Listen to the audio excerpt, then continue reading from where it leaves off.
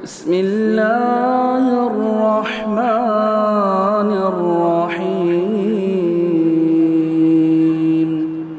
اعوذ باللہ من الشیطان الرجیم بسم اللہ الرحمن الرحیم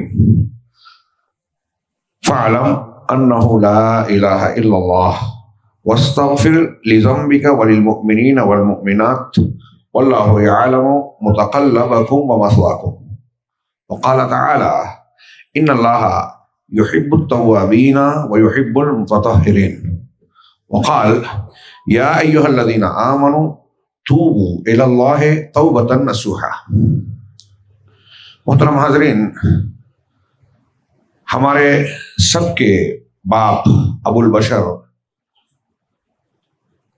حضرت آدم علیہ السلام، ہم اور آپ واقعہ جانتے ہیں۔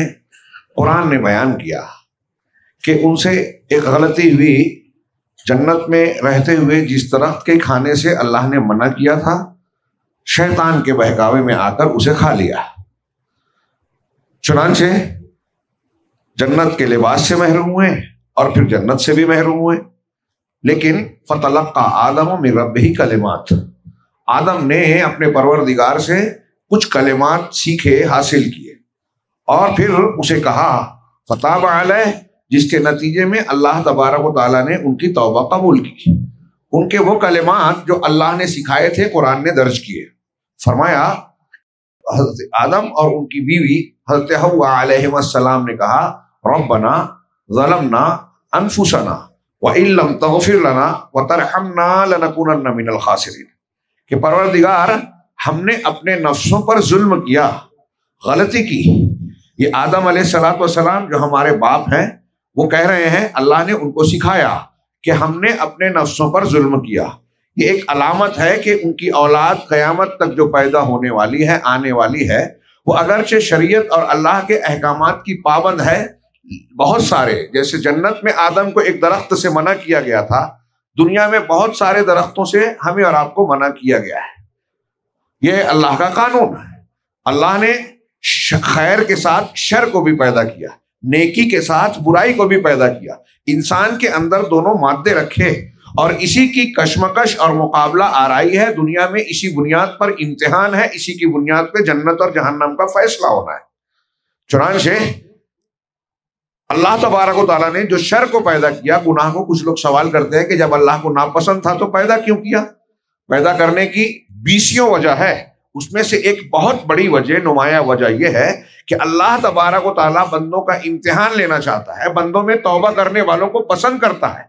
اگر گناہ نہیں ہوتا تو بندے گناہ کرتے ہی نہیں، توبہ کی نوبت ہی نہیں آتی، اور بندے شرمندگی کے آنسو کیسے بہاتے اگر گناہ نہیں کرتے؟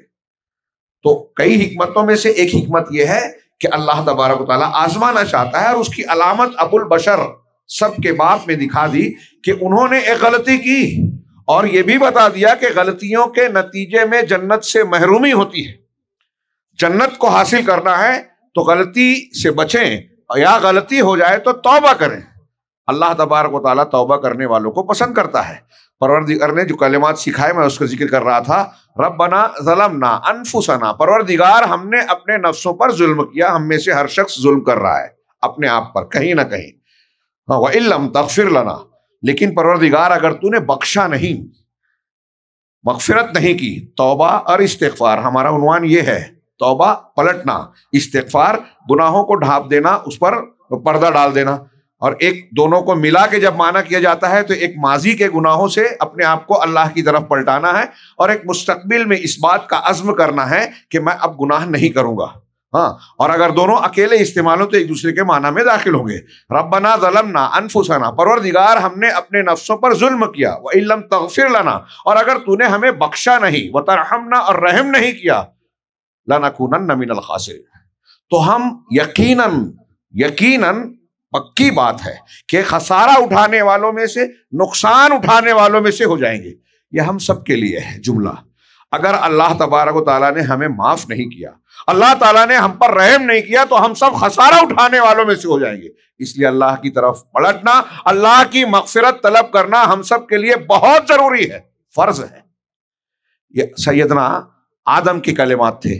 اس کے بعد حضرت نوح علیہ السلام، پیغمبروں میں جن کا تذکرہ، جن کی تفصیل قرآن مجید میں ہے، ان کے واقعات قرآن میں بار بار دہرائے گئے ہیں۔ ایک موقع ایسا آیا کہ بیٹے سے کہہ رہے ہیں کشتی پہ سوار ہو جاؤ، اس نے کہا میں پہاڑ کی چوٹی پہ چڑھ کر بچ جاؤں گا۔ حضرت نوح علیہ السلام پیغمبر ہے، کہہ رہے ہیں میری بات مان لو۔ ہاں، آج اللہ سے کے عذاب سے کوئی بچانے والا نہیں ہے، یہ قرآن حدیث کی بات پیغمبر کہہ رہے ہیں، مطلب قرآن حدیث آج کی زبان میں، اس وقت جو اللہ کا حکم تھا۔ تو بیٹے سے کہہ رہے ہیں، بیٹا کہہ رہا ہے پہاڑ بچا لے گا۔ آج بھی ہم کو کہہ رہے ہیں دنیا کے لوگ یا قرآن اور حدیث کہتے ہیں کہ فلاں دین کا کام کر لو، توحید کو اختیار کر لو، شرک سے توبہ کر لو، بدعت سے بچ جاؤ، سنت اختیار کر لو۔ ہم کہتے ہیں نہیں، لوگ اتنا یہ کرتے ہیں، ہمارا دماغ یہ کہتا ہے ہمیں یہ کرنا چاہیے۔ نوح علیہ السلام وحی بتا رہے ہیں، اللہ کا حکم بتا رہے ہیں، قرآن حدیث اللہ کا حکم ہم بتا رہے ہیں، علماء اور شریعت بتا رہی ہے۔ نوح علیہ السلام کا بیٹا قرآن دین کو چھوڑ کر، نبی کی بات کو چھوڑ کر عقل لگا رہا ہے۔ ہاں، یا کہ سآوی الی جبل یعصمنی، سورہ ہود میں پہاڑی پر پناہ لے لوں گا جو مجھے بچا لے گا۔ حضرت نوح نے کہا لا عاصم اليوم من امر اللہ، آج اللہ کے حکم اور عذاب سے بچانے والا کوئی نہیں ہے، کوئی نہیں بچا سکے گا۔ اور فحال بینہم الموج، یہ بات چل رہی ہے اور ان کے درمیان موج آ گئی، ہاں، اور نوح علیہ السلام کے بیٹے کو بہا لے گئی، عذاب کا شکار ہو گیا۔ بیٹا، نبی کا بیٹا، عبرت کی بات ہے، توحید کی دلیل ہے۔ توحید نہیں ہے تو نبی کا بیٹا ہونا بھی فائدہ مند نہیں۔ تو ہم فلاں خاندان کے ہیں، سید ہیں، خان ہیں، یہ ہیں، وہ ہیں، یہ کوئی فائدہ فرق نہیں پڑتا اللہ تعالیٰ کے ہاں۔ ایمان، توحید، عمل صالح ضروری ہے۔ چنانچہ حضرت نوح علیہ السلام نے اس کے بعد کہا کہ پروردگار تو نے مجھ سے وعدہ کیا تھا میرے اہل و عیال کو بچائے گا، ہاں، اور یہ میرے اہل میں سے تھا۔ اللہ تبارک و تعالیٰ نے ڈانٹا پیغمبر کو، رسول کو، مقرب بندے کو کہ انی اعیذک ان تکون من الجاہلین، کہ اے نوح میں تجھے نصیحت کر رہا ہوں، سمجھا رہا ہوں کہ تو جاہلین میں سے نہ بن جائے، اس میں ہو جائے، اس سے میں تجھ کو تنبیہ کر رہا ہوں۔ انہ لیس من اہلک، وہ تمہارے گھر کا آدمی ہے ہی نہیں، انہ عمل غیر صالح، وہ برے عمل والا ہے۔ حضرت نوح علیہ السلام کو ڈانٹ پڑی اللہ رب العالمین کی طرف سے، تو خطا کا احساس ہوا۔ اس وقت تو انہوں نے جو کلمات کہا قال رب انی اعوذ بک ان اسألک ما لیس لی بہ علم، اے پروردگار میں تیری پناہ میں آتا ہوں اس بات سے کہ میں تجھ سے ایسی بات کا سوال کروں جس کا مجھے علم نہیں، مجھ سے غلطی ہو گئی۔ آگے کا جملہ حضرت نوح علیہ السلام کا ہے وَإِلَّا تَغْفِرْ لِي وَتَرْحَمْنِي أَكُن مِّنَ الْخَاسِرِينَ، اگر تو نے مجھے بخشا نہیں، مجھ پر رحم نہیں کیا تو میں گھاٹا اٹھانے والوں میں ہو جاؤں گا۔ ہاں، صیغے کا فرق ہے، بات وہی ہے جو حضرت آدم علیہ السلام کی دعا میں ہے، ہاں، لَنَكُونَنَّ مِنَ الْخَاسِرِينَ، اگر تو نے بخشا نہیں، رحم نہیں کیا تو ہم، یہ جمع کا صیغہ، اور یہاں واحد کا صیغہ ہے کہ اگر تو نے مجھے نہیں بخشا، مجھ پر رحم نہیں کیا تو میں گھاٹا اٹھانے والوں میں ہوں گا۔ حضرت نوح علیہ السلام نے اس وقت بھی جب قوم پر بد دعا کر رہے ہیں، اپنے لیے دعا کر رہے ہیں، تو اس وقت بھی مغفرت طلب کی۔ سورہ نوح میں ہے، ہاں، قال رب اغفر لی ولوالدی ولمن دخل بیتی مؤمنا وللمؤمنین والمؤمنات، کہ پروردگار مجھے بخش دے اور میرے والدین کو بخش دے، معاف کر دے، مغفرت کر دے کہ میری اور میرے والدین کی، اور ہر اس شخص کی جو میرے گھر میں ایمان کی حالت میں داخل ہو، مرد ہو یا عورت، وَلِمَنْ دَخَلَ مُؤْمِنًا وَلِلْمُؤْمِنِينَ وَالْمُؤْمِنَاتِ، اور تمام مؤمن مردوں اور عورتوں کو تو معاف کر دے، بخش دے۔ یہ حضرت نوح علیہ السلام کی دعا ہے۔ اس کے بعد ابو الانبیاء سیدنا ابراہیم علیہ السلام کی دعائیں قرآن میں جا بجا ہے، سورہ ابراہیم میں اور دوسرے مقامات پہ۔ اس میں آپ دیکھیے کئی جگہ حضرت ابراہیم علیہ السلام اللہ سے مغفرت طلب کر رہے ہیں، ہاں، رب اجعلنی مقیم الصلاۃ ومن ذریتی ربنا وتقبل دعا، پروردگار مجھے نماز کی اقامت والا، قائم کرنے والا بنا دے، اور میرے بیٹوں کو بھی، ربنا وتقبل دعا، پروردگار اور دعا کو تو قبول کر۔ آگے کہا ربنا اغفر لی ولوالدی وللمؤمنین والمؤمنات یوم یقوم الحساب، کہ پروردگار مجھے معاف کر دے، بخش دے، اور میرے والدین کو بھی معاف کر دے۔ کون ہے یہ؟ ابراہیم علیہ السلام، خاتم الانبیاء کے بعد خلیل الرحمن، ابو الانبیاء، ہاں، امام الائمہ، امام الامم، حضرت ابراہیم علیہ السلام اللہ سے معافی مانگ رہے ہیں۔ رب اغفر لی، ربنا اغفر لی ولوالدی، پروردگار مجھے معاف کر دے اور میرے والدین کو، وللمؤمنین والمؤمنات وللمؤمنین یوم یقوم الحساب، اور قیامت کے دن جس دن حساب قائم ہوگا یعنی قیامت کے دن سارے مومنوں کو معاف کر دے۔ یہ سیدنا ابراہیم علیہ السلام کی دعا، حضرت یونس علیہ السلام، اس سے پہلے حضرت موسیٰ علیہ السلام، یہ کلیم اللہ ہے، رسولوں میں پیغمبروں میں ترتیب کے مطابق تیسرے درجے کے، ان کے بھی کئی واقعات ہوئے۔ ایک واقعہ تو وہ ہوا کہ جب ایک قبطی کو گھوسا مارا، غلطی سے قتل خطا ہو گیا، وہ مر گیا۔ حضرت موسیٰ علیہ السلام نے کہا کہ یہ جہالت والا عمل مجھ سے سرزد ہو گیا، کہا رب انی ظلمت نفسی فاغفر لی فغفر لہ، پروردگار میں نے اپنے نفس پر ظلم کیا لہٰذا تو مجھے معاف کر دے۔ اللہ نے انہیں معاف کر دیا۔ انہ هو الغفور الرحیم، یقیناً پروردگار بڑا غفور رحیم ہے، بہت بخشنے والا، نہایت رحم کرنے والا۔ حضرت موسیٰ علیہ السلام نبی ہیں، کلیم اللہ ہے، مقرب بندے ہیں، پورے انسانی جماعت میں سب سے اعلیٰ درجے کے گروہ سے اس میں بھی اعلیٰ مقام، ایک اونچا مقام، تیسرے نمبر پر۔ وہ کہہ رہے ہیں پروردگار مجھے بخش دے، اللہ نے بخش دیا۔ یہی نہیں، ان کی اور بھی کئی دعائیں ہیں۔ قال رب اغفر لی ولاخی، پروردگار مجھے اور میرے بھائی کو بخش دے، سورہ اعراف میں دیکھیے۔ اسی طرح ایک جگہ ہے سورہ اعراف ہی میں، انت ولینا فاغفر لنا وارحمنا وانت خیر الغافرین واکتب لنا فی ہذہ الدنیا حسنہ وفی الآخرہ انا ہدنا الیک۔ انا ہدنا الیک کا معنی انا تبنا الیک، تو ہم نے تیری طرف توبہ کی ہی ہوگا۔ اللہ حضرت موسیٰ کا اس جملے کا انت ولینا، تو ہی ہمارا ولی ہے، کارساز ہے، نگراں ہے، مرجع ہے۔ فاغفر لنا، لہٰذا تو ہمیں بخش دے، ورحمنا، ہم پر رحم فرما، وانت خیر الغافرین، اور بخشنے والوں میں سب سے بہتر تو ہے۔ واکتب لنا فی ہذہ الدنیا حسنہ، اور اس دنیا میں ہمارے لیے خیر اور حسنہ لکھ دے، اچھائیاں لکھ دے، وفی الآخرہ، اور آخرت میں بھی انا ہدنا الیک، ہم تیرے ہی طرف پلٹتے ہیں، ہم نے تیری ہی طرف رجوع کیا۔ یہاں ہدنا، اسی سے کچھ لوگ کہتے ہیں یہودی کا لفظ لوگوں نے لیا، کچھ یہودا کی طرف نسبت کہتے ہیں، اور ایک یہ کہ حضرت موسیٰ نے کہا تھا انا ہدنا الیک، جس کا معنی ہے ہم تیری طرف پلٹے، یعنی تیری طرف توبہ کی۔ حضرت موسیٰ علیہ السلام، یہ دو تین جگہ کی میں نے دعائیں بتائی ان کی۔ ایک ہے حضرت یونس علیہ السلام کا واقعہ، نبی صلی اللہ علیہ وسلم نے ان کی دعا اور تسبیح کا ذکر کیا، قرآن میں بھی موجود، اور کہا کہ جو بندہ اس تسبیح کے ساتھ اللہ سے کچھ مانگے گا اللہ اس کی دعا قبول کرے گا۔ وہ کیا ہے؟ مچھلی کے پیٹ میں جو انہوں نے کہا تھا، ہم بھی کئی مرتبہ مچھلی کے پیٹ میں دفن ہو جاتے ہیں، گھر جاتے ہیں مصیبتوں میں، پریشانیوں کا شکار ہو جاتے ہیں، تو اس وقت ہمارے پاس کوئی تدبیر نظر نہیں آتی۔ دنیا میں ہر کوئی محتاج ہے، ہم جن کو دیکھتے ہیں کہ بہت بڑے ہیں وہ بھی محتاج ہیں، کتنا بھی کمانے کے بعد انہیں لگتا ہے کہ میری اور ضرورت باقی ہے، سب محتاج ہیں۔ غنی ذات، الصمد، بے نیاز رب حی و قیوم صرف اللہ ہے۔ چنانچہ ایسے موقع پر جب کوئی رابطہ واسطہ نہ رہے، وسیلہ نہ رہے، کوئی نیٹ ورک کام نہ کرے، دعا کا نیٹ ورک اللہ سے جوڑتا ہے بندے کو۔ آپ کہیں بھی رہیں، مچھلی کے پیٹ میں ہیں، پتھر کے اندر ہیں، غار میں ہیں، گھر میں ہیں، بستر میں ہیں، کہیں بھی ہیں، دشمن کی قید میں ہیں، کوئی ذریعہ نہیں ہے۔ حضرت یونس علیہ السلام سے غلطی ہوئی تھی، قرآن نے ذکر کیا، اللہ کے حکم سے پہلے قوم کو چھوڑ کر نکل گئے، اللہ کا حکم نہیں تھا، اللہ کے قانون کے خلاف تھا، اس لیے اللہ رب العالمین کو ناراضگی ہوئی اور ان کے ساتھ معاملہ جو ہوا، پانی میں ڈالے گئے، مچھلی کے پیٹ میں گئے، زندہ تھے، دعا کی، لا الہ الا انت سبحانک انی کنت من الظالمین، لا الہ الا انت، پروردگار تیرے سوا کوئی عبادت کے لائق نہیں، کلمہ توحید۔ ہاں، جمعہ کا خطبہ بہت کم وقت کا ہوتا ہے، میں اگر یہ موضوع چھیڑوں کہ توحید اور توبہ میں کیا تعلق ہے، تو ایک دوسرے سے بالکل مربوط نظر آئیں گے۔ علامہ ابن قیم کی ایک عبارت ہے، موقع رہا تو پیش کروں گا، اس سے پہلے بھی شاید آپ سن چکے ہوں، کہ توبہ پورا دین ہے، توحید اس کا سب سے عظیم جز ہے۔ توبہ اللہ کی طرف پلٹنا، کیا مطلب؟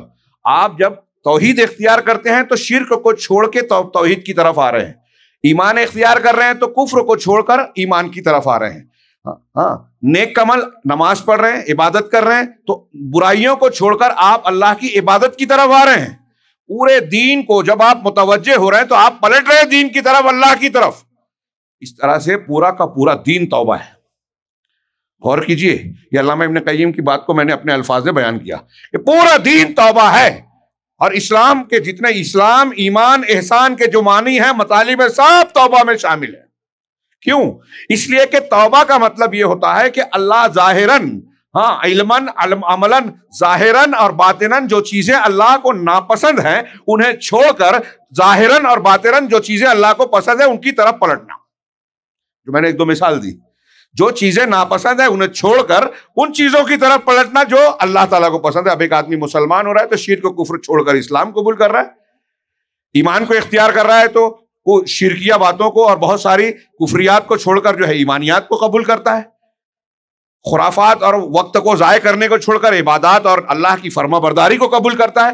اس اعتبار سے پورا دین توبہ کے معنی میں شامل ہے۔ علامہ ابن قیم کہتے ہیں کہ یہ اعلیٰ مقام ہے جو انبیاء کرام اور خواص کے لیے ہے، اتنا اعلیٰ مقام اور دین کا اعلیٰ مرتبہ ہے توبہ کا۔ اسی لیے اللہ تبارک و تعالیٰ ان اللہ یحب التوابین و یحب المتطہرین کہہ رہا ہے کہ اللہ توبہ کرنے والوں کو پسند کرتا ہے، ان سے محبت کرتا ہے، اور خوب پاکی حاصل کرنے والوں کو پسند کرتا ہے۔ اللہ توبہ کرنے والے سے اتنا خوش ہوتا ہے جیسے کوئی آدمی ریگستان میں جائے، اس کی سواری گم ہو جائے جس پر ساز و سامان پورا کا پورا کھانے پینے کا، اور وہ گم ہو جائے، مارے پریشانی کے غم کے وہ بے ہوش ہو جائے کہ اب تو میں جینے کا کوئی سہارا ہی نہیں بچا، ریگستان سے نکل ہی نہیں پاؤں گا، کھانا پینا ختم ہے، 2-4 دن میں بھوک پیاس سے مر جاؤں گا۔ لیکن آنکھ کھلتی ہے تو دیکھتا ہے اس کی سواری سامان سمیت سامنے موجود ہے، اسے دیکھ کر وہ جان میں جان ہی نہیں آتی، اتنا خوش ہوتا ہے کہ اس کی زبان سے کہنا کچھ چاہتا ہے اور کہہ کچھ جاتا ہے، الٹا کہہ دیتا ہے۔ کہنا چاہیے کہ اللہ تو میرا پروردگار، میں تیرا بندہ، لیکن الٹا کہتا ہے کہ اللہ تو میرا بندہ ہے، میں تیرا رب ہوں۔ خوشی کے مارے اسے احساس نہیں ہے کہ وہ الٹی بات کہہ رہا ہے۔ اللہ تعالیٰ اس بندے سے زیادہ اپنے اس بندے سے خوش ہوتا ہے۔ اللہ کے اندر یہ احساس یا پاگل پن نہیں آتا کہ وہ احساس نہ ہو، سمجھانے کے لیے یعنی خوشی کتنی ہوتی ہے۔ اللہ تعالیٰ اس بندے سے زیادہ اپنے اس بندے سے خوش ہوتا ہے جو گناہ کر رہا ہے، گناہ میں ملوث ہے، اور سچے دل سے آنسو بہا کر، شرمندہ ہو کر جناب رب میں جو ہے توبہ کرتا ہے اور اللہ سے معافیہ مانگتا ہے، گڑ گڑاتا ہے پروردگار سے۔ علامہ ابن قیم نے کہا کہ اس مقام کو توبہ کے بہت سارے لوگ، بہت سارے مسلمان اس کی قدر و قیمت جانتے ہی نہیں۔ علمی اعتبار سے، عملی اعتبار سے، اعتقادی اعتبار سے توبہ کا کیا مقام ہے بہت سے لوگ نہیں جانتے، مسلمان نہیں جانتے۔ اگر یہ اتنا اعلیٰ نہیں ہوتا تو اللہ اتنا خوش نہیں ہوتا۔ اللہ قرآن مجید میں یہ نہیں فرماتا کہ اللہ توبہ کرنے والوں سے خوب خوش ہوتا ہے، پسند کرتا ہے۔ میں انبیاء کا پہلے ایک نمونہ پیش کر رہا ہوں کہ قرآن کہہ رہا ہے کہ انبیاء توبہ کر رہے ہیں، استغفار کر رہے ہیں۔ اللہ تبارک و تعالیٰ نے ان کی دعا سکھائی۔ حضرت ابراہیم علیہ السلام کی دعا پڑھی، یونس علیہ السلام کی، میں یہ عرض کر رہا تھا کہ توحید کے ساتھ جڑی۔ وہ کہتے ہیں لا الہ الا انت، تیرے سوا کوئی عبادت کے لائق نہیں ہے، سبحانک، تو پاک ہے، تو پاک ہے، تو عیب، تیرے اندر عیب نہیں ہے، ہم سب خطا کار ہیں، گنہگار ہیں۔ اور انسان کے لیے گناہ ہی، یہ درمیان میں ایک جملہ بول دوں، ہمارے لیے دنیا کی مصیبت، آخرت کی مصیبت، دنیا میں اللہ کی ناراضگی، عذاب کا سبب گناہ ہے، آخرت میں بھی جتنے بھی عذاب بتائے گئے اس کا سبب گناہ ہے۔ اللہ تبارک و تعالیٰ نے سورہ عنکبوت میں جو فرمایا فَكُلًّا أَخَذْنَا بِذَنبِهِ، جتنی قوموں کو ہم نے تباہ و برباد کیا، قوم نوح، قوم عاد، قوم ثمود، قوم شعیب، قوم فرعونی اور آل فرعون، جتنی قوموں کا ذکر کیا اس کا تذکرہ کرنے کے بعد اللہ نے کہا فَكُلًّا أَخَذْنَا بِذَنبِهِ، ہم نے ہر ایک کو اس کے گناہ کی پاداش میں پکڑ لیا۔ مِنْهُمْ مَنْ أَرْسَلْنَا عَلَيْهِ حَاصِبًا، کچھ ایسے ہیں اس میں جن پر ہم نے طوفان بھیجا، بگولے بھیجے۔ وَمِنْهُمْ مَنْ أَخَذَتْهُ الصَّيْحَةُ، کچھ ایسے ہیں جن کو چیخ نے اپنی گرفت میں لے لیا، شکنجے میں لے لیا۔ مِنْهُمْ مَنْ أَخَذَتْهُ الصَّيْحَةُ وَمِنْهُمْ مَنْ أَغْرَقْنَا، کچھ ایسے ہیں جن کو ہم نے پانی میں ڈبو کر مار دیا۔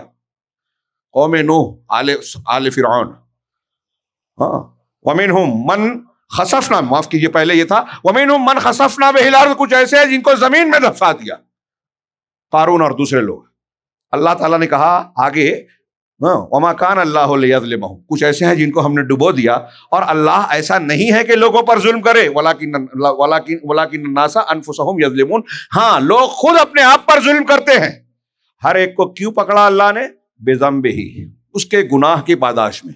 گناہ ہم کرتے ہیں، ہاں اس کا علاج کیا ہے؟ سب سے بڑا علاج گناہ کو صاف کرنے کے اسباب کئی ہیں، برائی کے بعد نیکی کرنا، دوسروں کا دعا کرنا۔ سب سے بڑا صابن گناہ کی صفائی کا اعلیٰ صابن کیا ہے؟ توبہ و استغفار ہے۔ توبہ، بعض علماء نے بڑی پیاری بات لکھی کہ جو وقت آپ کا ہمارا چلا گیا، گزر گیا، ہم اس کو اپنے ہاتھ میں واپس نہیں لا سکتے۔ وقت گیا گیا، ماضی ہمارے اختیار میں نہیں ہے، لیکن اللہ رب العالمین نے توبہ و استغفار کی شکل میں ہمیں ایک ایسی بہترین چیز دی ہے کہ اگر ہم سچے دل سے شرائط توبہ کے ساتھ توبہ کرتے ہیں تو ماضی کو سدھار سکتے ہیں۔ جو وقت چلا گیا اس میں ہم نے جو گناہ کیا تھا، غلطیاں کی تھی، غفلتیں برتی تھی، اگر سچے دل سے اس میں توبہ استغفار کرتے ہیں تو ماضی کی اصلاح ہوتی ہے۔ ہمارے ہاتھ میں توبہ کی شکل میں ماضی ہمارے ہاتھ میں ہے، اگر سچی توبہ کرنا چاہتے ہیں تو۔ یہ کوئی چھوٹی بات میں نہیں بتا رہا ہوں، ہاں بہت بڑی بات ہے۔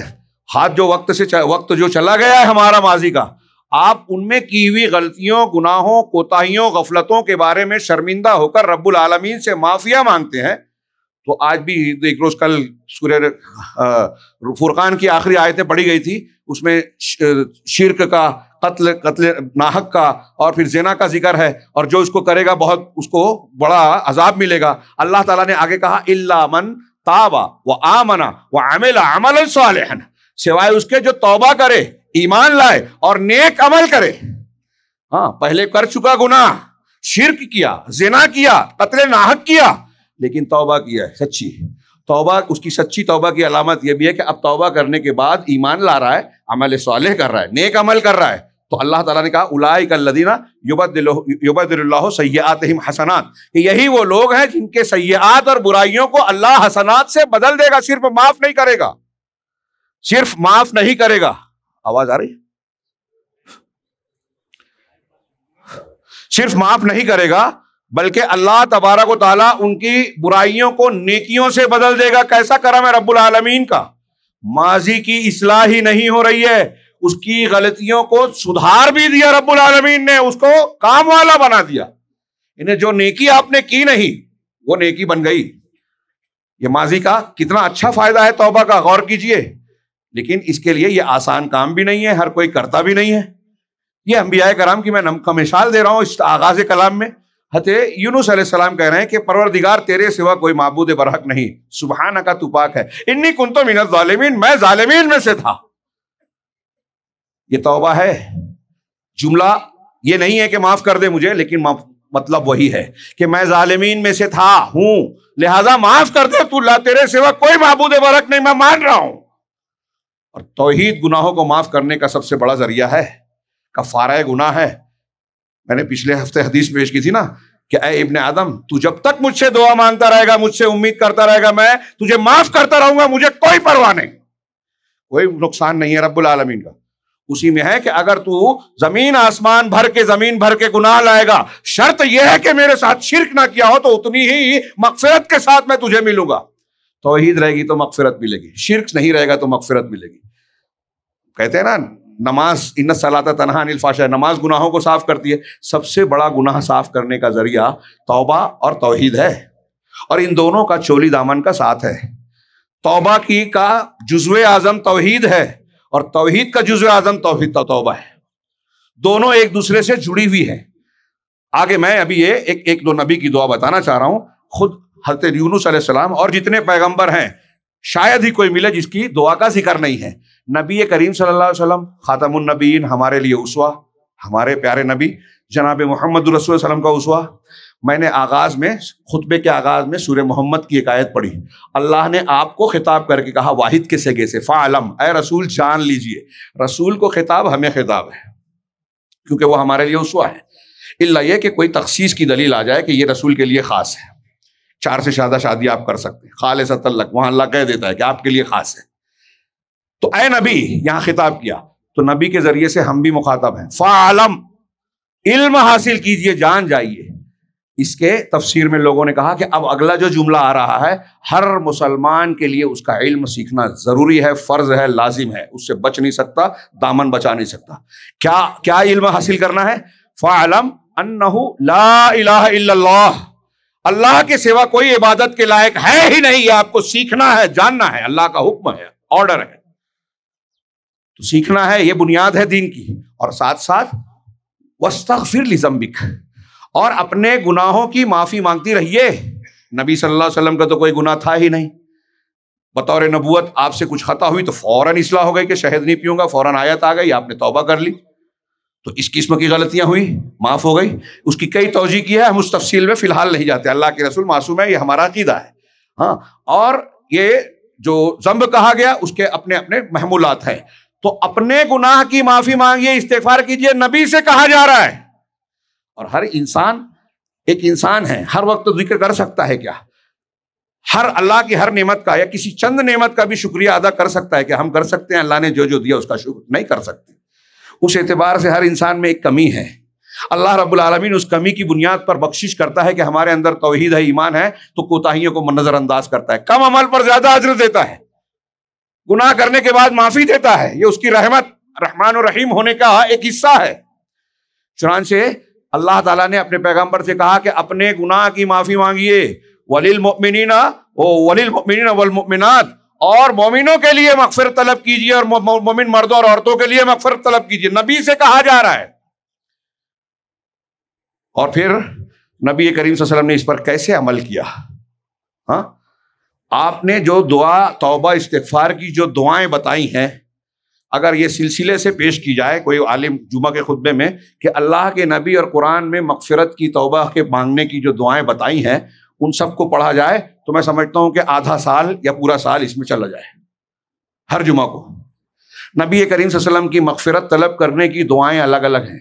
حضرت ابن عمر رضی اللہ تعالیٰ عنہ کہتے تھے کہ ہم لوگ ایک مجلس میں بیٹھ کر اللہ کے نبی صلی اللہ علیہ وسلم کی زبان مبارک سے توبہ استغفار کا یہ جملہ، رب اغفر لی وتب علی انک انت التواب الغفور یا تواب الرحیم، انک انت التواب الرحیم، یہ جملہ کہ پروردگار مجھے بخش دے، میری توبہ قبول کر لے، معاف کر دے، یقیناً تو بہت توبہ کو قبول کرنے والا ہے، بہت رحم کرنے والا ہے۔ یہ ابن عمر کہتے ہیں کہ ایک مجلس میں ہم گنتے تھے تو 100 مرتبہ نبی صلی اللہ علیہ وسلم پڑھتے تھے، 100 مرتبہ، بعض روایتوں میں ہے کہ 70 سے زیادہ مرتبہ، تو کبھی کم کبھی زیادہ ہوتی تھی، 70 اور 100 قریب قریب ہے، پھر بھی کم نہیں ہے 70۔ نبی صلی اللہ علیہ وسلم جو پاک صاف ہے، معصوم عن الخطا و خطا ہے، اللہ کے نبی ایک ایک مجلس میں 100 بار، پھر اس کے بعد آپ صبح کے اذکار میں، شام کے اذکار میں، نماز کی دعاؤں میں، نماز کے بعد کی دعاؤں میں دیکھتے جائیے۔ اللہ کے نبی صلی اللہ علیہ وسلم کہتے ہیں، حضرت ابن مسعود راوی ہیں، غالباً مسلم شریف کے، ہاں مسلم شریف کی حدیث ہے کہ جو دن میں 3 مرتبہ یہ پڑھ لے، استغفر اللہ الذی لا الہ الا هو الحی القیوم واتوب الیہ، استغفر اللہ الذی لا الہ الا هو الحی القیوم واتوب الیہ، بعض میں استغفر اللہ العظیم بھی ہے، جو 3 مرتبہ پڑھ لے اس کے سارے گناہ معاف ہو جائیں گے، چاہے وہ سیلاب کی جھاگ کی طرح ہو۔ پھر سے میں یہاں ذکر کروں، یہ اکثر صغیرہ گناہوں کے لیے ہوتے ہیں، کبیرہ گناہوں کی اپنی شرطیں ہیں، توبہ کرنا پڑتی ہے، وہاں بھی توبہ ہے، سچی توبہ، اور اس کی شرائط ہے۔ دوسرا یہ کہ یہ آدمی کہتے ہوئے توبہ کے شرائط کو پورا کرے، جو آگے ہم تھوڑا سا ذکر کریں گے انشاءاللہ، تو اس کے گناہ معاف ہو جائیں گے۔ 3 مرتبہ یہ کہے گا۔ اب یہ دیکھ رہے ہیں، میں نے جو چند مثالیں دی، اب اور زیادہ گنجائش نہیں ہے کیونکہ مضمون کافی کچھ باقی ہے۔ آپ غور کیجئے کہ اللہ تبارک و تعالیٰ کے کون سے بندے، یہ جو اللہ نے نقل کیا قرآن میں، کون توبہ استغفار کر رہا ہے؟ نبی صلی اللہ علیہ وسلم کتنا توبہ استغفار کرے، جو سب سے اعلیٰ ہے، انسانوں کا سب سے اونچا گروہ، اور اس میں بھی میں نے جو نام لیے وہ اس گروہ میں بھی ممتاز اور اعلیٰ درجے کے لوگ ہیں، اور جناب محمد رسول اللہ صلی اللہ علیہ وسلم تو رسولوں کے سردار ہیں، دنیا اور آخرت میں سب سے اعلیٰ مقام آپ کو دیا گیا، رب العالمین نے عطا فرمایا، وہ توبہ کر رہے ہیں۔ کیوں توبہ کر رہے ہیں؟ جب گناہ ہی تھا نہیں تو کیوں؟ اس لیے کہ توبہ استغفار اللہ کو بہت پسند ہے۔ اور دوسرے الفاظ میں اگر یہ کہوں، ابھی علامہ ابن قیم کی جس بات کی طرف اشارہ کیا تھا اس کے تناظر میں، کہ اللہ نے ہم کو اور آپ کو، انسانوں جن کو جیسے توحید کے لیے پیدا کیا کہ صرف دوسروں کی عبادت سے بچ کر اس کی عبادت کریں، اسی میں یہ معنی شامل ہے کہ توبہ کے لیے پیدا کیا کہ اللہ کی ناپسندیدہ چیزوں سے نکال کر بچ کر اللہ کی پسندیدہ چیزوں کی طرف پلٹے، یہ توبہ ہے، اور اس میں توحید بھی شامل ہے کہ شرک اور کفر سے بچ کر توحید اور ایمان کی طرف آئیں. یہ اللہ کو پسند ہے. مسلم شریف کی اس حدیث پر غور کیجئے، ہاں، اور اس میں اللہ کے رحم و کرم بھی دیکھیے، توبہ کی اہمیت بھی جانیے. اللہ کہتا ہے کہ لَوْ لَمْ تُذْنِبُوا لَذَهَبَ اللَّهُ بِكُمْ. اللہ کے رسول صلی اللہ علیہ وسلم نے فرمایا کہ اگر تم لوگ گناہ نہ کرو، گناہ کرنا چھوڑ دو، تو اللہ تمہیں ختم کر دے گا. وَلَجَاءَ بِقَوْمٍ، اور ایسی قوم کو لائے گا یذنبون، جو گناہ کا ارتکاب کریں گے، فیستغفرون اللہ، اللہ سے مغفرت مانگیں گے، فیغفر اللہ لہم، اللہ انہیں معاف کرے گا. تم اگر گناہ کرنا چھوڑ دو تو اللہ تم کو ختم کر دے گا، اور ایسے لوگوں کو پیدا کرے گا جن سے غلطی گناہ ہوگا اور اللہ سے توبہ کریں گے. ہاں، یعنی ہمارے اندر غلطی ہے، گناہ کا جذبہ ہے، ہوگا، انسان ہے، یہ طے ہے، لیکن گناہ اللہ کو مطلوب نہیں ہے. گناہ کر کے ہم جم گئے، اس پر اڑ گئے، توبہ نہیں کی، تو یہ ابلیس اور شیطان کا راستہ ہے، منہج ہے. اور گناہ کر کے توبہ کی تو یہ انبیاء کرام کا جو میں نے ابھی چند مثالیں پیش کی، آدم علیہ السلام، نوح علیہ السلام، موسیٰ علیہ السلام، ابراہیم علیہ السلام، یونس علیہ السلام، اور جناب محمد رسول اللہ صلی اللہ علیہ وسلم، سب کا طریقہ ہے کہ توبہ کریں، کرتے رہیں، روز کریں. اللہ کو بہت پسند ہے. ان اللہ یحب التوابین ویحب المتطہرین. اور میں نے ابھی بتایا کہ اللہ تبارک و تعالیٰ کتنا خوش ہوتا ہے گنہگار بندے کی توبہ سے. اور یہ آیت کریمہ اللہ توبہ کرنے والے کو پسند کرتا ہے. اللہ تعالیٰ نے صرف انبیاء کو نہیں کہا، ہمیں اور آپ کو قرآن میں جگہ جگہ خطاب کہا. میں نے ایک آیت پڑھی، یا ایھا الذین آمنوا توبوا الی اللہ توبۃ نصوحا، اے ایمان والو اللہ تبارک و تعالیٰ کی طرف نصوحا، توبت نصوح کرو، خالص توبہ. خالص توبہ کسے کہتے ہیں؟ کہ جس گناہ کو آپ نے ہم نے کیا ہے، اس گناہ پہ ہم کو شرمندگی ہو، اس گناہ کو دوبارہ نہ کرنے کا عزم، یعنی پکا ارادہ ہو. جب ہم توبہ کر رہے ہیں، بعد میں پھر سے گناہ ہو جائے الگ بات ہے، لیکن جس وقت توبہ کر رہے ہیں اس وقت پختہ ارادہ ہونا چاہیے کہ میں ہرگز نہیں کروں گا، ورنہ توبہ قبول نہیں ہوگی، توبہ نہیں رہے گی. تیسرا یہ کہ اس گناہ کو ترک کرے جب توبہ کر رہا ہے. ایسا نہیں ہے کہ موبائل میں گانا موسیقی بج رہا ہے اور کہہ رہے ہیں کہ اللہ میں تیرا ذکر و اذکار کرتا رہوں گا. ہاں، شراب پی رہا اور کہتا ہے میں توبہ کرتا ہوں. وہ گناہ چھوڑے، نادم ہو اور دوبارہ نہ کرنے کا عزم. یہ حقوق العباد میں ہے. اللہ کے حقوق میں یہ تین چیزیں شرط ہے توبہ کے لیے. اور اگر بندوں کا حق ہے، کسی کو آپ نے ستایا ہے، ظلم کیا ہے، مال کھایا ہے، اس پر زیادتی کی ہے، اس کی غیبت کی ہے، اس کی عزتوں سے کھیلا ہے، تو اب اس بندے سے چوتھی شرط، یہ تین شرطوں کے ساتھ چوتھی شرط یہ ہوگی کہ جب آپ توبہ کر رہے ہیں، حج پہ جا رہے ہیں تو رسمن بول دیا، اخبار میں دے دیا، کافی نہیں ہے. آپ جا کے اپنا معاملہ صاف کریں کہ میں نے تم سے لیا تھا، یہ میرے پاس اتنی رقم ہے، یہ واپس لے لو. قرضہ لیا تھا، دیا نہیں. مال ہڑپ کیا تھا، تمہارا حصہ مار لیا تھا، بھائی کا، بہن کا، یہ لے لو. اور نہیں دے سکتے تو معاف کروائیں، لیکن لے کے کھا لیا اور معاف کروائیں یہ نہیں چلے گا. وہ معاف نہیں کریں گے تو معاف نہیں ہوگا، وہ صاف نہیں کریں گے تو صاف نہیں ہوگا. قیامت کے دن آپ جو روزہ نماز لے کے جائیں گے یہ اس کو ملے گا جس کا حق آپ نے مارا ہے. توبہ کے لیے یہ چوتھی شرط ہے. تو توبت نصوح، اللہ کہہ رہا ہے کہ اے ایمان والو سچی خالص توبہ کرو اللہ کی طرف. یہ اللہ کا حکم، اللہ کی پسند، اور اسی بنیاد پر انبیاء کا عمل ہم نے دیکھا کہ جب اللہ کو اتنا پسند ہے تو انبیاء کرام اس پر عمل کر رہے ہیں. اگر آپ کا، ہمارا کسی بھی نبی کا گناہ نہیں ہے، ختم ہو گیا، اور پھر بھی وہ توبہ کر رہا ہے، تو اس سے درجات بلند ہوتے ہیں، درجات بلند ہوتے ہیں. میں نے کہا نبی کریم صلی اللہ علیہ وسلم کے مغفرت طلب کرنے کے بہت سے سیگے ہیں، بہت سے دعائیں بتائی آپ نے صبح شام کی. ایک سیگا ہے سید الاستغفار کہتے ہیں. ہاں، کاش کے موقع ہوتا سید الاستغفار پر مستقل ایک خطبہ دینا چاہیے. میں سرسری سے ذکر کروں، اس میں ہے کہ جو شخص یہ پڑھے گا، غور سے سنیے، بخاری یا مسلم کی حدیث ہے شداد بن اوس رضی اللہ کے رسول کہتے ہیں کہ جو شخص صبح میں صبح میں پڑھے یقین رکھتے ہوئے اور شام تک مر جائے، شام میں یقین رکھتے ہوئے پڑھے، ان کلمات کو مانتے ہوئے، صرف وہ زبان سے بول رہا ہے دل سے مان نہیں رہا، ایسا نہیں. اللہ تعالیٰ نے، اللہ کے رسول نے فرمایا موقنا بہا، اس پر یقین رکھتے ہوئے جو صبح کہے گا اور شام تک مر گیا تو جنت میں جائے گا. کئی الفاظ ہیں، وہ جنت میں داخل ہو گیا، وہ اہل جنت میں سے ہے. اور جو شخص شام میں پڑھ لے ہوئے اور صبح سے پہلے مر جائے تو وہ یقین رکھتے ہوئے وہ جنت میں جائے گا. کیا کلمات ہیں؟ ہمیں سیکھنا چاہیے. اللہ کے رسول نے کہا کہ اسے سیکھو، سیکھنا چاہیے، اپنے بچوں، گھر کی عورتوں کو سکھانا چاہیے. ہاں، اللہم سید الاستغفار، استغفار بہت ہیں لیکن اس کو سید الاستغفار کا سردار کہا گیا، اس لیے اس کے معنی اور مطالب پر غور کریں۔ یہ سید الاستغفار کے الفاظ ہیں، اللہم انت ربی، اے اللہ تو میرا پروردگار ہے، ہاں، لا الہ الا انت، تیرے سوا کوئی معبود نہیں ہے، ربوبیت کی توحید، الوہیت کی توحید، پہلے یہ مانا۔ خلقتنی، تو رب ہے اس لیے پیدا تو نے کیا، وَأَنَا عَبْدُكَ، اور میں تیرا بندہ ہوں، میں تیری عبادت کرتا ہوں اس لیے کہ تجھ کو معبود مانتا ہوں۔ پہلے کے دو جملے بعد کے دو جملوں سے کنیکٹڈ ہے۔ اللہم انت ربی لا الہ الا انت خلقتنی، مجھے پیدا کیا تو نے ہی پیدا کیا، وَأَنَا عَبْدُكَ، اور میں تیرا بندہ ہوں، وَأَنَا عَلَىٰ عَهْدِكَ وَوَعْدِكَ مَا اسْتَطَعْتُ، اور جتنی طاقت ہے میں تیرے عہد و پیمان پر قائم ہوں۔ ابوء لک بنعمتک علیہ، میں تیری نعمت جو تو نے مجھ پر کی ہے اس کا اعتراف کرتا ہوں۔ پہلے توحید ہے، پھر عاجزی اور بندگی ہے کہ میں چھوٹا ہوں، ہاں، اور اگلا جملہ ہے وَأَبُوءُ لَكَ بِذَنبِي، میں اپنے گناہوں کا اعتراف کرتا ہوں۔ یہ شرمندگی ہے، بندگی ہے، شرمندگی ہے۔ پہلے بندگی کا، میں تیرا بندہ ہوں، ہاں، تیری نعمت کا اعتراف کرتا ہوں کہ جو کچھ مجھے ملا ہے تو نہیں دیا ہے۔ یہ اللہ کی ربوبیت الوہیت کا اعتراف جو توحید ہے، جو دین کی بنیاد ہے۔ پھر اس کے بعد اپنی تقصیر کا اعتراف، اپنی کمی اور خامی کا اعتراف، پھر اس کے بعد کلمہ کیا سکھایا، ابوء لک بذنبی استغفرک، میں تجھ سے مغفرت چاہتا ہوں، فاغفر لی، معاف کیجیے، فاغفر لی، تو مجھے معاف کر دے، فإنہ لا یغفر الذنوب الا انت، اس لیے کہ تیرے سوا کوئی گناہ کو معاف کر ہی نہیں سکتا، تو ہی معاف کرنے والا ہے، تجھ سے ہی مانگتا ہوں، اور کس سے مانگوں تو دے۔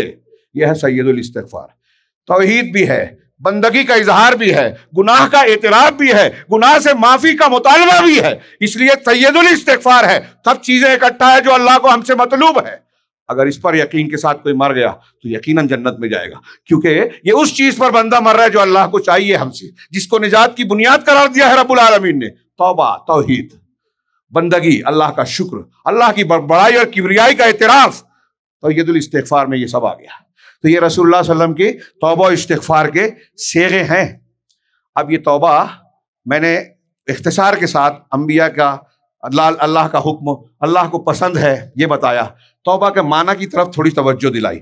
علامہ نووی رحمہ اللہ کہتے ہیں کہ جتنے بھی گناہ ہیں ہم سے آپ سے ہوتے ہیں ان سب سے توبہ کا کرنا فرض ہے، ہر گناہ سے توبہ کرنا فرض ہے، اس لیے کہ معصیت، معصیت سے اللہ ناراض ہوتا ہے، اور اللہ نے بار بار، میں یہ ان کے کلمات نہیں ہے، میں کہہ رہا ہوں، اللہ نے بار بار قرآن میں توبہ کا حکم دیا۔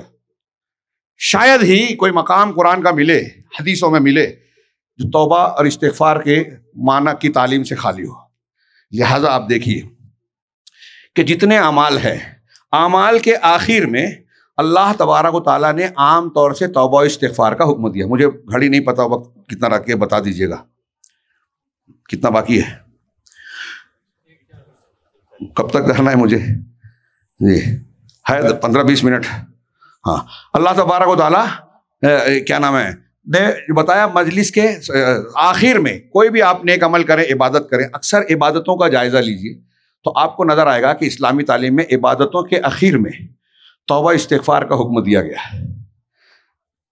مثال کے طور پہ نماز پڑھتے ہیں ہم، نماز کے آخر میں حضرت ابوبکر صدیق رضی اللہ تعالیٰ عنہ نے کو نبی کریم صلی اللہ علیہ وسلم نے بتایا کہ تشہد میں التحیات اور درود کے بعد دعا پڑھی، جس کو عام طور سے مسلمانوں میں دعائے معثورہ کہتے ہیں، سبھی دعائیں جو ثابت ہے معثورہ ہے، اس کو بطور خاص کہتے ہیں۔ نماز کے آخر کی دعاؤں میں ایک ہے اللہم انی ظلمت نفسی، اللہم انی ظلمت نفسی ظلما کثیرا ولا یغفر الذنوب الا انت فاغفر لی مغفرۃ من عندک وارحمنی انک انت الغفور الرحیم۔ یہ ایک دعا ہے، میں نے اپنے پروردگار، اے اللہ میں نے اپنے نفس پر ظلم کیا، ہاں، اللہم انی ظلما کثیرا، بہت سا ظلم کیا ہے، لہٰذا تو مجھے معاف کر دے، تیرے سوا کوئی معاف نہیں کر سکتا۔ یہ الفاظ جو ہیں قریب قریب سید الاستغفار کے قریب ہیں، پورے نہیں، تھوڑے کافی حد تک۔ یہ نماز کے اخیر میں بتایا۔ سلام ہم جب پھیرتے ہیں، نماز کی دونوں طرف سلام پھیرنے کے بعد اللہ کے رسول صلی اللہ علیہ وسلم نے دعا سکھائی کہ اللہ اکبر تکبیر کہنے کے بعد استغفر اللہ استغفر اللہ استغفر اللہ 3 مرتبہ کہیے۔ نیکی کر رہے ہیں آپ، فرض ادا کر رہے ہیں، سب سے بڑی عبادت، اور اس کے بعد آپ کو استغفر اللہ۔ کیوں؟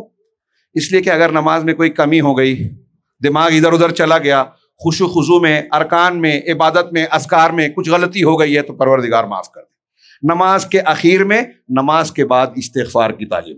حج کرنے والا جب حج کر کے فارغ ہوتا ہے تو اللہ تبارک و تعالیٰ نے قرآن میں سورہ بقرہ کی آیت نمبر 199 میں فرمایا ثم افیضوا من حیث افاض الناس واستغفروا اللہ واللہ ان اللہ غفور رحیم.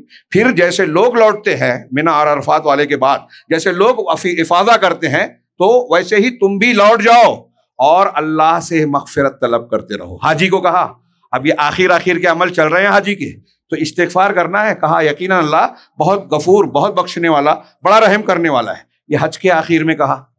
مجلس میں آپ بیٹھے ہیں، لغویات یا کوئی بھی بات ہو رہی ہے، ختم مجلس کی دعا اللہ کے رسول سے کہے سبحانک اللہم و بحمدک اشہد ان لا الہ الا انت استغفرک و اتوب الیک. تو پاک ہے پروردگار، تیری حمد کے ساتھ میں پاکی بیان کرتا ہوں، تیرے سوا کوئی معبود برحق نہیں ہے. توحید آ گئی، اللہ کی حمد اور تسبیح آ گئی جو اللہ کو مطلوب ہے. اور پھر آخر میں کہا کہ میں تجھ سے مغفرت طلب کرتا ہوں اور تیری طرف پلٹتا ہوں، توبہ استغفار کرتا ہوں. مجلس میں آپ بیٹھے ہیں، آپ نے کچھ گپ شپ کیا، کچھ الٹی سیدھی بات کر دی، غلط بات کر دی. اللہ کے رسول نے فرمایا کہ مجلس کے اختتام پر اگر آپ یہ دعا پڑھ لیتے ہو تو وہ گناہ اللہ معاف کر دے گا، کفارہ مجلس ہو جائے گا. یہ اختتام مجلس پر یہ دعا سکھائی. اب ہم رمضان المبارک میں گزر رہے ہیں، یہ رمضان ہے، اس کے آخری ایام میں ہیں، 2 دن بچے ہیں، ایک طاق رات بچی ہے. اللہ کے رسول صلی اللہ علیہ وسلم نے رمضان کے آخری حصوں میں، پورے آخری عشرے میں اور خاص طور سے طاق راتوں میں جو دعا بتائی وہ معافی کی بات ہے، وہ بھی توبہ ہی کے معنی میں ہے کہ اے اللہ، اللہم انک عفو تحب العفو فاعف عنی، اے اللہ تو بہت معاف کرنے والا ہے، معافی کو پسند کرتا ہے، مجھ کو معاف کر دے. میرے گناہ کو معاف کر دے کا مطلب کیا؟ گناہ کو صاف کر دے. اللہ کی کریمی یہ ہے کہ جب گناہ کو صاف کرتا ہے تو تانا نہیں دیتا، اس کی سزا نہیں دیتا، اس کو ختم کر دیتا ہے. اور کئی لوگوں کے لیے تو سچی توبہ کرنے پر برائیوں کو نیکیوں میں بدل دیتا ہے. یہ کوئی چھوٹی بات نہیں ہے، بہت بڑا انعام ہے. اللہ کا اتنا بڑا کرم ہے کہ ہم سوچ نہیں سکتے. میں نے کہا علامہ ابن قیم کہتے ہیں کہ توبہ کی اہمیت کو بہت سارے خواص نہیں سمجھتے، عوام کیا سمجھیں گے. یہ انبیاء کا مقام ہے. توبہ ہی کے معنی میں انابت بھی آتی ہے، تھوڑا سا اسے اونچا مقام ہے، اور اوابیت بھی آتی ہے. اللہ تعالیٰ نے حضرت ابراہیم اور کئی بندوں کا انہ اواب، وہ اواب ہیں، اللہ کی طرف خوب پلٹنے والے ہیں. اور انابت کہا وانیبوا الی ربکم، اپنے پروردگار کی طرف انابت کرو، توبہ کرو ثواب کی امید سے. انابت میں تھوڑا معنی بڑھ جاتا ہے، اس کی طرف پلٹو. یا عبادی الذین اسرفوا علی انفسہم، اس کی بعد ہی کہا ہے میرے بندو جنہوں نے اپنے نفسوں پر اسراف کیا، لا تقنطوا من رحمت اللہ، اللہ کی رحمت سے مایوس نہ ہو. ان اللہ یغفر الذنوب جميعا، اللہ تمام گناہوں کی بخشش کر دیتا ہے، مایوس نہ ہو. لیکن امید کے لیے ضروری ہے، ثواب چاہیے تو پہلے نیکی کریں، پھر ثواب کی امید رکھیں. توبہ کریں، پھر گناہ کی معافی کی امید رکھیں. بیٹھے بیٹھے کہ ہم تو اہل حدیث گھر کے ہیں، سید گھر کے ہیں، ہمارا نام عبداللہ عبد الرحمن ہے، ہم فلاں سے رشتہ دار ہیں تو اللہ معاف کر دے گا، جہنم تو کافروں مشرکوں کے لیے بنی ہے، کیا مجھے ڈالے گا. یہ ایسی امید خام نہ پالیے. نیکی کر کے امید رکھیے، توبہ کر کے امید رکھیے کہ معافی ملے گی. تو اعمال کے آخر میں، اب رمضان کے آخر میں ہم ہیں. اسی مناسبت سے میں اس موضوع کو اس موقع پر چھیڑتا ہوں کہ اعمال کے آخر میں اب رمضان کے ہمارے روزے ختم ہو رہے ہیں. یہاں سے عبادتوں کا سلسلہ بھی، اب جیسے ہی ہلال عید نظر آئے گا شیاطین آزاد ہوں گے. ہاں، جو رحمت کا ماحول تھا وہ تھوڑا سا بدل جائے گا. ہمارے اندر بھی تبدیلی آ ہی جاتی ہے. مسجد اپنے مصلیوں کو جو آباد تھی رمضان میں ڈھونڈتی ہے. اب ایسی تلاوت کرنے والے، اعتکاف کرنے والے، مسجدوں میں رکنے ٹکنے والے، علماء سے سوال جواب کرنے والے، دروس میں حاضر رہنے والے سب غائب. اب امام اور مؤذن کی ڈیوٹی ہے تو وہ ڈیوٹی کے طور پہ حاضر رہیں، اور باقیہ کچھ لوگ آ جائیں، کچھ لوگوں کو موقع ملا تو آ جائے، ورنہ دنیا کا کام زیادہ اہم ہے. فرصت ملی تو دین، سیکنڈری چیز دین ہے. صحابہ کے لیے پہلے دین تھا، سیکنڈری چیز دنیا تھی. یہ بھی توبہ کے معنی میں شامل ہے کہ آپ اس سے ہٹ کر اللہ کے دین سے جڑے، مسجد سے جڑے، علماء سے جڑے، علم سے جڑے، توحید سے جڑے، قرآن و سنت سے جڑے. توبہ ہے یہ.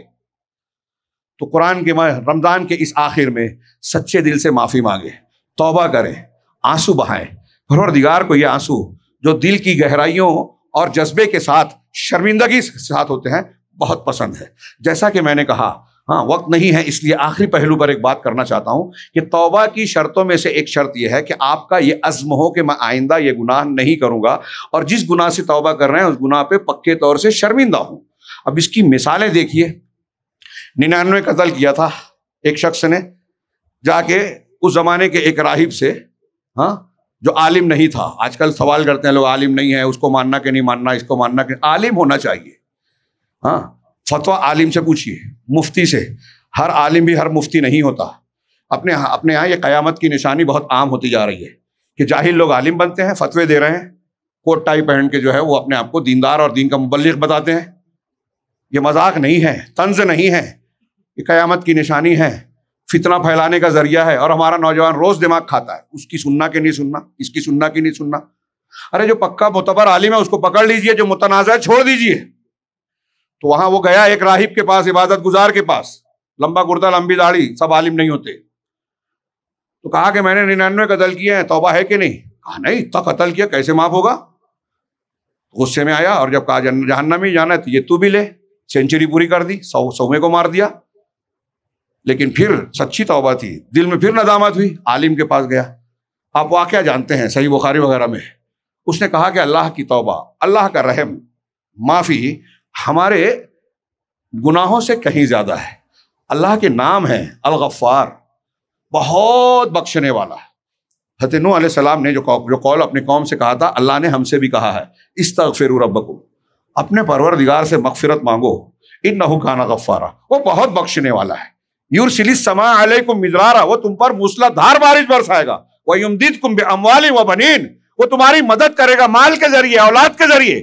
ویجعل لکم جنات ویجعل لکم انہارا, تمہارے لیے باغات بنائے گا, تمہارے لیے نہریں جاری کرے گا. حضرت حسن بصری رحمہ اللہ کے پاس ایک شخص آیا, کہنے لگا گھر میں کوئی بیمار ہے, کہا استغفار کرو. ایک آیا کہا بارش نہیں ہو رہی ہمارے علاقے میں, کہا استغفار کرو. ایک آیا تیسرا مسئلہ پہ اس کے, کہا استغفار کرو. ان کے ایک شاگرد نے کہا بیماری الگ الگ اور دوا سب کی ایک ہی دے رہے ہیں آپ. تو یہ آیت پڑھی, یہ اللہ کہہ رہا ہے کہ اللہ سے مغفرت طلب کرو, بارش بھی ملے گی, اولاد بھی ملے گی, مال بھی ملے گا. اللہ بڑا غفار ہے. ہمارا مسئلہ حل کرنا ہے, مشکل کو آسان کرنا ہے, مغفرت طلب کیجئے, توبہ کیجئے, سچی توبہ. مصیبتیں حل ہوگی, تنگیاں دور ہوگی. ہاں روایتیں ہیں, حدیثیں ہیں, مغفرت طلب کیجئے دل سے. اور رمضان سے بہتر موقع کیا, جو اس موقع پر بھی مغفرت طلب نہ کرے, توبہ نہ کرے, تو وہ کب مانگے گا اللہ سے؟ وہ بہت غفار ہے, وہ التواب ہے. یہ اللہ کے ناموں کا بھی تقاضا ہے کہ ہم اللہ سے مانگے. وہ بہت توبہ کو قبول کرنے والا ہے, غافر الذنب ہے, قابل التوب ہے, وہ الغفور ہے, الرحیم ہے, الرحمان ہے, الکریم ہے. ان سارے معانی کا العفو ہے, معاف کرنے والا. سارے معانی کا مطالب یہ ہے کہ اللہ بخشنے والا ہے, معاف کرنے والا ہے.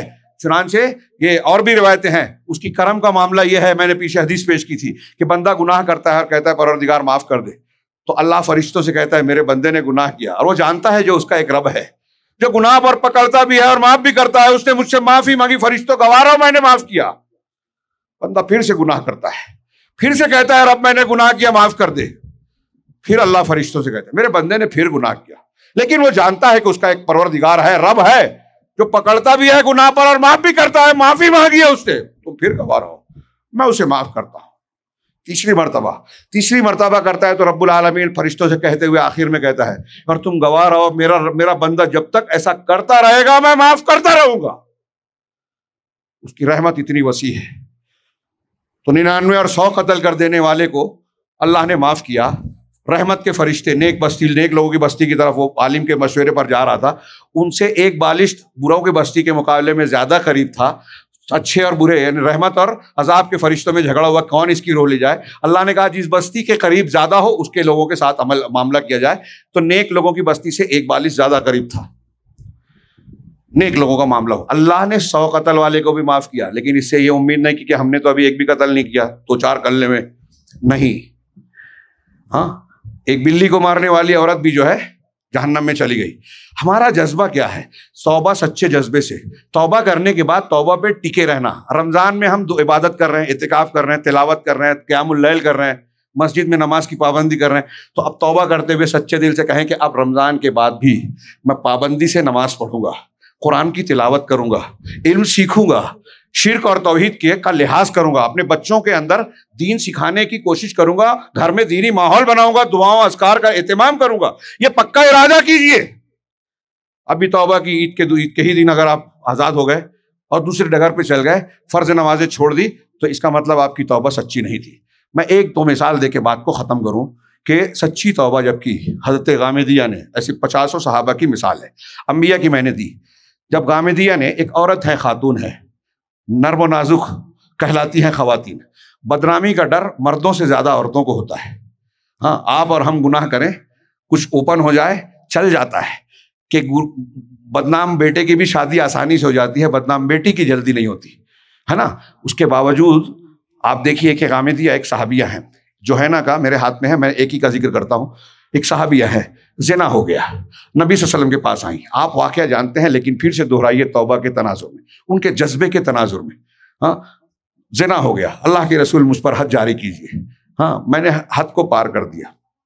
نبی صلی اللہ علیہ وسلم نے کئی مرتبہ منہ پھیرا، انہوں نے ہر بار یہی کہا. اللہ کے نبی صلی اللہ علیہ وسلم نے پھر کہا کہ تمہارے پیٹ میں بچہ ہے، اس وقت تمہیں سزا نہیں دی جا سکتی کیونکہ تم نے گناہ کیا، بچے نے نہیں. واپس کر دیا. موقع ملا، پیٹ میں بچہ تھا تو کئی مہینہ ملا ہوگا کہ بچے کی ولادت ہو جائے گی جب جانا ہے. اتنے کئی مہینے میں ان کے دل میں یہ خیال نہیں آیا کہ چلو اب جی لیتے ہیں، بچہ تو پیدا ہونے والا ہے، اس کے لیے جی لوں. ایک ماں اپنے بیٹے کے لیے کیا جذبہ رکھتی ہے، یہ نہیں سوچا. اپنی توبہ پہ قائم ہے. مہینوں بعد جب بچے کی ولادت ہوئی، کتنا مہینہ یہ ہم واضح نہیں ہے لیکن اندازہ ہے کہ مہینوں گزرے ہوں گے. تو اس کے بعد جو ہے جب وہ آئی، کہا دیکھیے اللہ کے رسول بچہ پیدا ہو گیا. آج ایک ماں، ایک عورت آگے اپنے آپ کو کہے کہ میں نے گناہ کیا. سوچئے جو میں نے ابھی تمہید میں کہا تھا کہ ایک عورت کو بدنامی کا زیادہ ڈر ہوتا ہے. وہ بھی انسان تھی، عورت تھی، سماج میں زندگی گزارتی تھی. کیا انہیں بے عزتی کا ڈر نہیں تھا؟ بدنامی کا خوف نہیں تھا؟ سب کچھ تھا. اور یہ بھی جانتی تھی کہ میں شادی شدہ ہوں، زنا کیا ہے تو جو سزا مجھے دی جائے گی رجم کرنے کی، پتھروں سے مار مار کر مار ڈالا جائے گا. پھر بھی کہہ رہی ہے کہ مجھ کو سزا دیجیے. یہ ہے توبہ کہ اللہ تعالیٰ مجھے معاف کر دے. یہ اصل مقصود ہے. اس کے لیے مجھے جو کرنا پڑے کرنے کے لیے تیار ہو، جان دینے کے لیے تیار ہو. بچہ پیدا ہوا، آ گئی، اللہ کے رسول یہ بچہ ہے. نبی کریم صلی اللہ علیہ وسلم نے کہا کہ ابھی اس کی غذا تمہارے سینے سے جڑی ہے، جب یہ اناج کھانے لگا تک لگے گا تب آنا. پھر پائے ٹائم ملا، 2 سال تک بچے کو دودھ پلا سکتی ہے ماں، میکسیمم جو مدت ہے. لیکن کچھ دنوں کے بعد، کچھ مہینوں کے بعد پھر گود میں لے کے آتی ہیں، اس کے ہاتھ میں، بچے کے ہاتھ میں روٹی کا ٹکڑا ہے. اللہ کے رسول دیکھیے یہ اناج کھا رہا ہے، اب مجھے سزا دے دیجیے. تھوڑی دیر کے لیے، یہاں خطبہ جمعہ میں اتنا وقت نہیں ہے کہ میں اس کی گہرائی میں جاؤں. آپ گھر جانے کے بعد، جمعہ کے نماز کے بعد فارغ ہوں تو یہ سوچیں، اپنے آپ کو اس عورت کے مقام پہ رکھیں. ایک عورت ہے، سماج میں آ کے خود کہہ رہی ہے میں نے یہ گناہ کیا، واپس بھیجا جا رہا ہے. اسلامی اصول سے واپس آ کے اگر وہ یہ کہہ دیتی کہ اللہ کے رسول میں نے جھوٹ بولا تھا، جذباتی ہو گئی تھی، معاف ہو جاتا کیونکہ کسی نے مقدمہ درج نہیں کیا تھا، کسی نے گواہی نہیں دی تھی، معاف ہو جاتا. لیکن انہوں نے معافی نہیں مانگی، جھوٹ نہیں بولا، کہا مجھے سزا دیجیے. پھر اللہ کے رسول نے بچے کو ایک صحابی کے حوالے کیا کہ اس کی دیکھ بھال کرو، اور ان کے لیے رجم کا حکم دیا. رجم کرتے ہوئے ان کے خون کا چھینٹا خالد بن ولید رضی اللہ تعالیٰ عنہ پر پڑا، برا بھلا کہہ دیا. اللہ کے رسول کو پتہ چلا، بلایا، خالد تم نے اسے برا کہا، اللہ کی قسم اس نے ایسی توبہ کی ہے کہ مدینے کے 70 گنہگاروں میں بانٹ دی جائے، سب کی بخشش ہو جائے. الگ الگ الفاظ ہیں. حتمائز کے بارے میں بھی اس طرح کے الفاظ ہیں. قائم رہنا توبہ پہ، یہ سچی توبہ تھی. کتنے دل کی گہرائی سے تھی کہ اتنا موقع ملا، سزا مل رہی ہے، جان جا رہی ہے، واپس نہیں پلٹی. یہ ہے توبۃ نصوح، خالص توبہ. حضرت کعب بن مالک کا واقعہ لمبا ہے، موقع نہیں ہے. میں نے پچھلے ہفتے شاید اس کا ہلکا سا ذکر بھی کیا تھا. غزوہ تبوک میں عام منادی ہوئی تھی، شریک ہوں. حضرت کعب نے لمبا ذکر کیا ہے، صحیح بخاری میں ان کی حدیث ہے. ہاں، وہ کہتے ہیں کہ میں بیعت عقبہ میں تھا، بدر میں نہیں تھا. اگرچہ بدر کا نام لوگوں میں زیادہ ہے لیکن یہ مجھے پسند ہے کہ بیعت عقبہ میں شریک رہوں، اور ہر غزوے میں اس کے بعد شریک رہا. یہ غزوہ جب آیا تو گرمی کا دن تھا، پھل پکنے کا وقت تھا. اللہ کے رسول صلی اللہ علیہ وسلم نے جب اعلان کیا تو لمبا سفر ہے، آپ توریہ کرتے تھے، جانا مغرب کی طرف ہے، مشرق بتاتے تھے، لیکن یہاں لمبا سفر تھا، تیاری کی ضرورت تھی، اس لیے آپ نے صحیح بتایا کہ ہمیں تبوک جانا ہے. بڑی تیاری ہے، بڑا دشمن ہے، اہل کتاب کی بڑے لشکر سے مقابلہ ہو سکتا ہے. سب کو بتا دیا، سب مستطیع پر فرض تھا. میں نے سوچا کہ ابھی لوگ نام لکھا رہے ہیں، جا کے کہہ رہے ہیں میں چلوں گا، کوئی رجسٹر تو ہے نہیں، نام ہے نہیں، میں کل چلا جاؤں گا. کل کرتے کرتے کاش میں فیصلہ کر لیا ہوتا. روز باغ میں جاتا، دیکھ بھال کرتا، کھیتی دیکھتا اور سوچتا کل چلا جاؤں گا، جبکہ میرے پاس تیز رفتار سواری تھی. میں سوچتا تھا کہ آگے بھی بڑھ گئے تو تیز رفتار سواری سے پیچھے سے چلا جاؤں گا. اللہ کے رسول اور لشکر چلا گیا، دور چلا گیا. میں کل سوچتا رہا.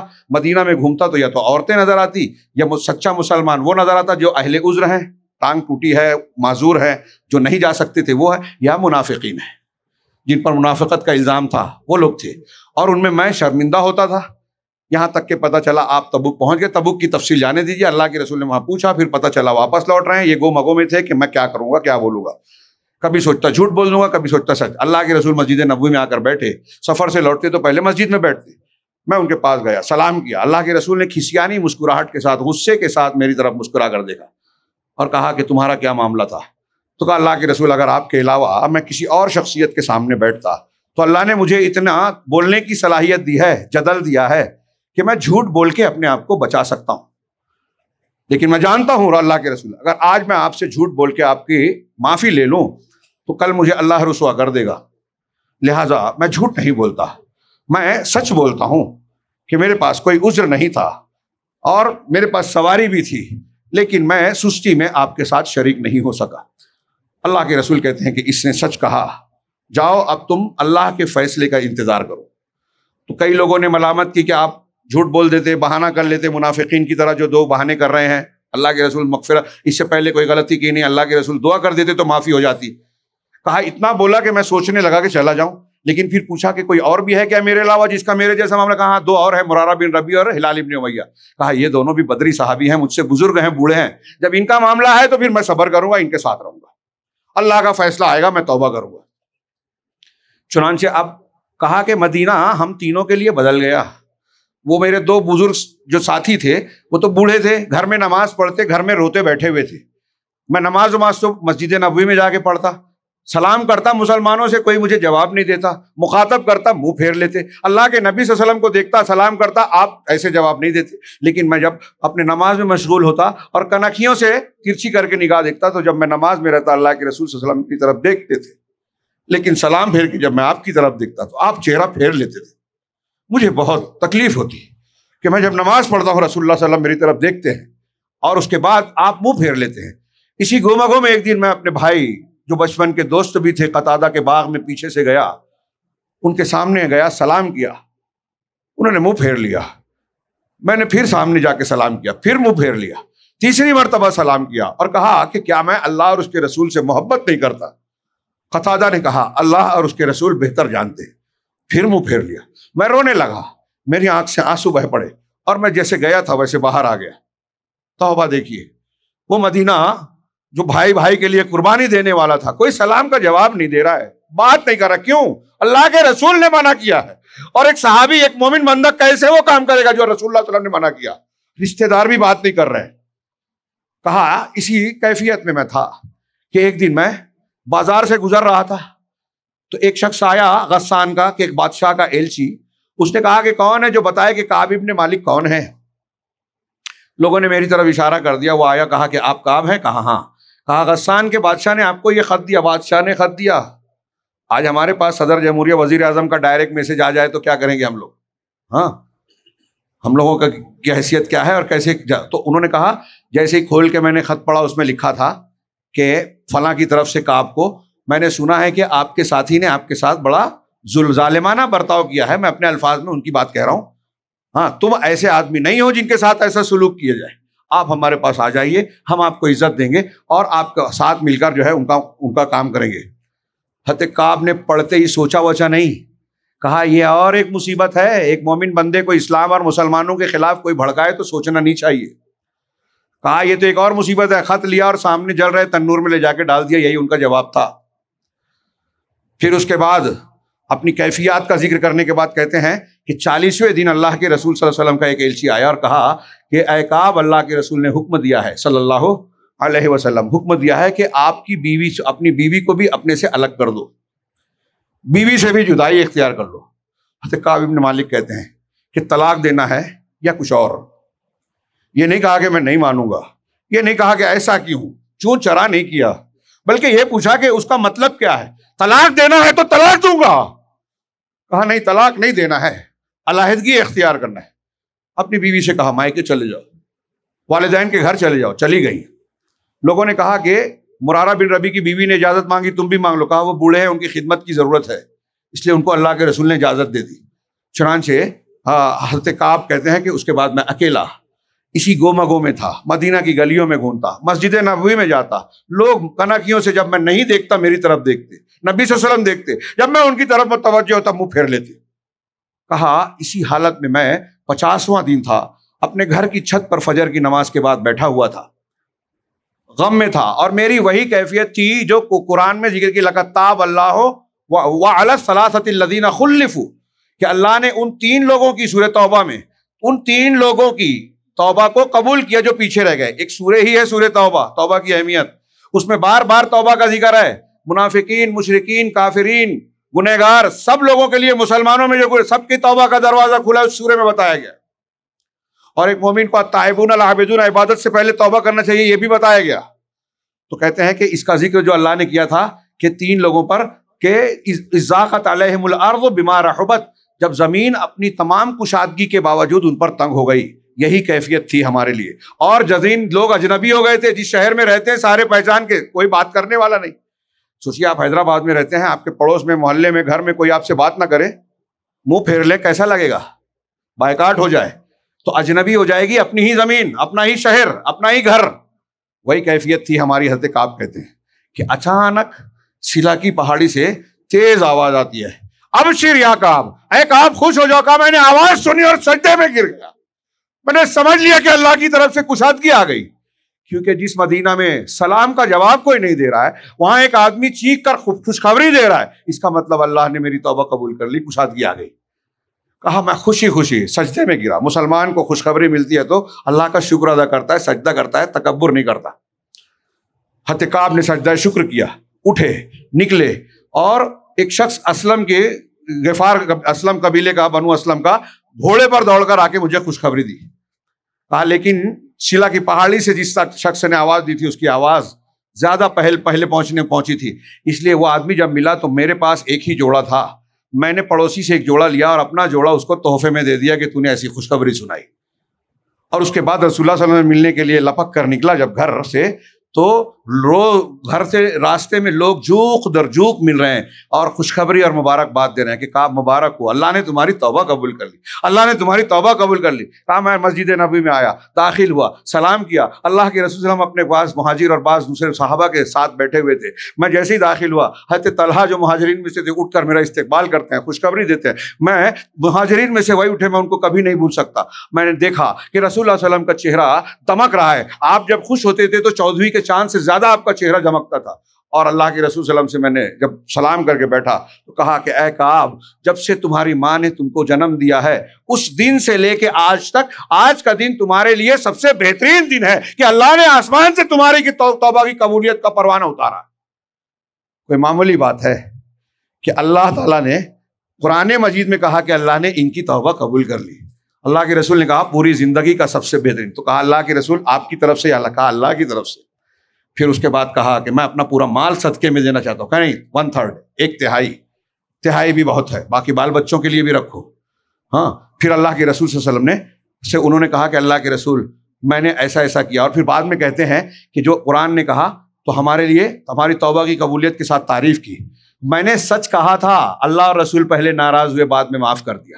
منافقین نے جھوٹ کہہ کے اپنے آپ کو بچایا تھا، اللہ نے ان کا بھانڈا پھوڑا، پردہ فاش کیا اور ان کو ذلیل کر دیا۔